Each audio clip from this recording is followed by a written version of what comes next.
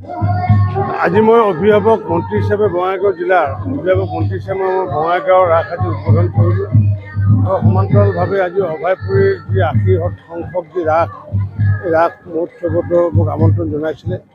ইয়াতো আজি আহি ৰাস মই পৰিৱেশন কৰিলোঁ, লগতে নামো পৰিৱেশন কৰিলোঁ। আৰু যিহেতু এইটো শৰৎকালৰ যিহেতু পূৰ্ণিমাৰ ৰাস, এই ৰাসৰ জৰিয়তে যিহেতু আত্মা আৰু পৰমাত্মাৰ মিলন হয়, অৰ্থাৎ ভগৱান আৰু ভকতৰ মিলন হয়। গতিকে এই সময়ত আচলতে শৰৎকালটো খুবেই উৎকৃষ্ট আৰু ভগৱানে আহি নিজে পৰমাত্মা ৰূপে আহি আৱিৰ্ভাৱ হৈছিলে বৃন্দাবনত, কিন্তু আমি যিহেতু বৃন্দাবন আজি আমি দেখা নাপাওঁ।